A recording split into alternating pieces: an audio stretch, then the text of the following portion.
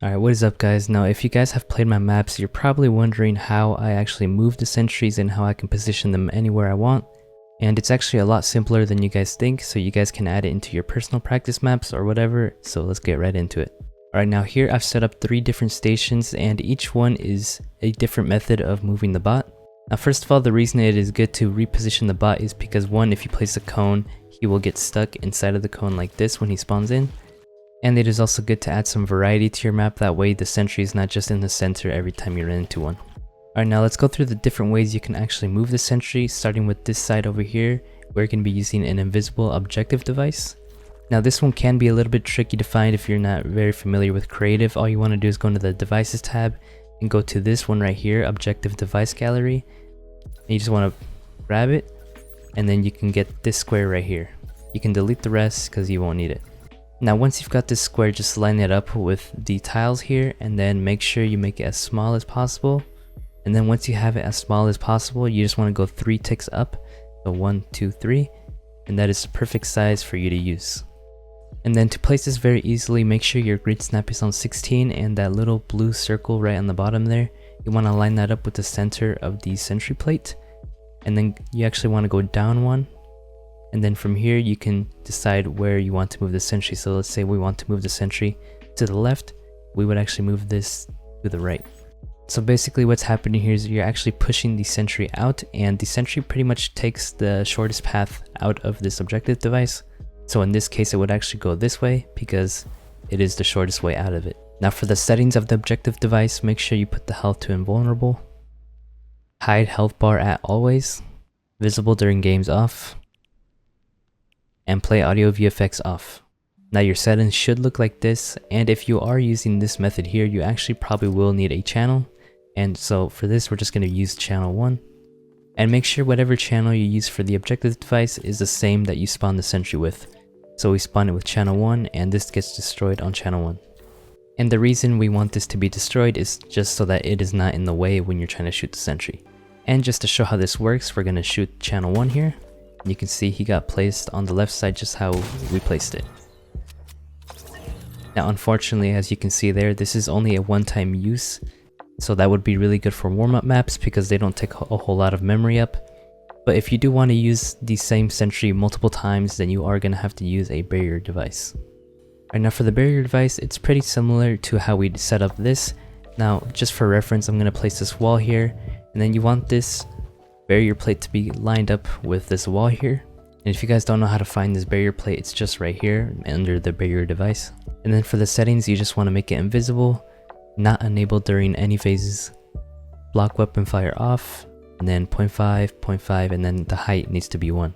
And we are going to be using channel 2 for this, as well as the sentry we spawn on channel 2. Now all of these other settings on the sentry are completely up to you, so that's why I'm not going over them. And just to show you this works, we're going to shoot channel 2, and he spawned on the right. Now the only problem is that the barrier is still there, but we can shoot through it. So if you wanted to, you could set up another channel here. So when channel 2 gets activated, it transmits on channel 3 for example, and you would put channel 3 to disable it immediately. That way it's not in the way, because that also disables your aim assist. Now next is actually how to place a sentry on top of a stair or a cone, and this is going to be just a little bit different. We're actually going to have to create a floating platform here. Well, it doesn't have to be floating, but that's how I use it mostly in my maps. And to create a floating platform, you can either use this floor right here, which can be found in galleries under the terrain section right here, the top left one, and then I can just resize it down to small size. Or you can use this particle orb, which can be found in the dark tilted gallery. So if you type in dark tilted, you want to go to the prop gallery, and then the one with the green flames is the one you're looking for. And then with these you can create floating platforms just like that. Then next we're going to have to set up a trick tile to drop the sentry down. So you just want to place the trick tile under the floor you've set up, and then you just want to have these settings here. Activation delay, 0.25 seconds, activated at game start, yes, and then trigger on player contact to no. And you don't actually need to use a channel for this one right here, but I decided to just use it for the tutorial of this video. And just like the last ones, you can use any other settings for the sentry here. So when we're actually dropping the sentry here, we do not actually have to destroy the device because it is not really going to be in the way of anything. So you can just leave it as is. One thing I forgot to mention is that when you're actually dropping it down, you want to make sure when you're lining this up here to actually go down by 2 when you're on the grid snap 16. Just to make sure it actually works. And just like that, you can see that it worked, and the sentry dropped onto the stair and is also aligned to the left here. Alright, now we're going to be moving on to something more complex. We're going to be using barriers to actually move the sentry left and right. So for example, I've got this sequencer set up here which activates and disables 2 barriers, and you can see this sentry is now strafing left and right here. And normally I would have these barriers invisible, but just for the sake of this tutorial, so you guys can see how it works, I've turned them on. And then here on the left, I've set up a system to actually make it look like he's jumping here. You can see there's a barrier activating on the bottom very quickly. That way it looks like it's jumping. And basically you just want to have a sequencer that starts here, and then that triggers 2 channels. And these 2 channels are used for these 2 barriers here. So for example, when this one gets hit by this music sequencer, it activates this. Then when it activates on channel 5, it disables this one, and then activates this one. So they're both opposite of each other. And then to make the sentry actually jump, we have a similar setup here, except we're using channel 6 and 7, and 6 enables it, and 7 disables this one at the bottom here.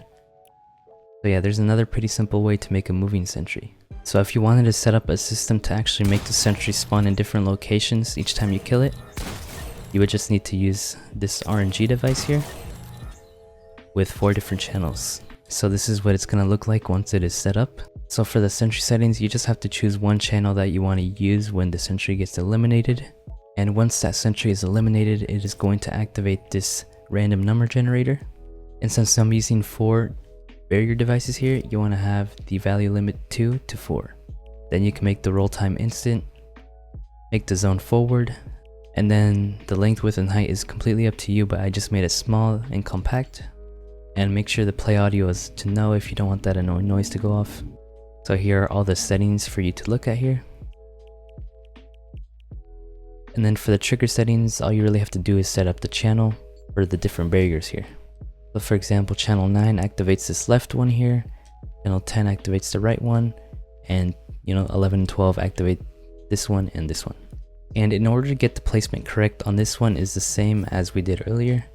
First, I would recommend you center it just like that and align with this wall. Then turn your grid snap to 16 and then just do it 1 tick to the left, right, forward, or back. And the end product should look something like this.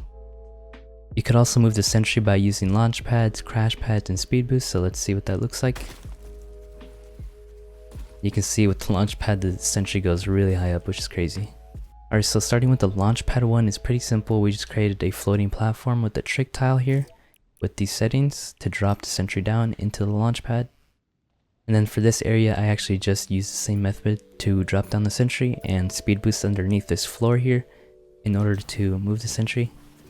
And I only really put this floor here so you don't see the speed boosters, and it makes it just look a lot cleaner. And I also did the same with this side. I covered up the sentry plate so it looks cleaner and you can only see the crash pad. And by using everything you learned in this video, you can actually create some crazy things like my solo aim duels. So just think outside the box and you can actually create so many crazy things with these. But anyways, that is going to be it for this video, so if you guys enjoyed, drop a like, and I'll see you guys in the next one.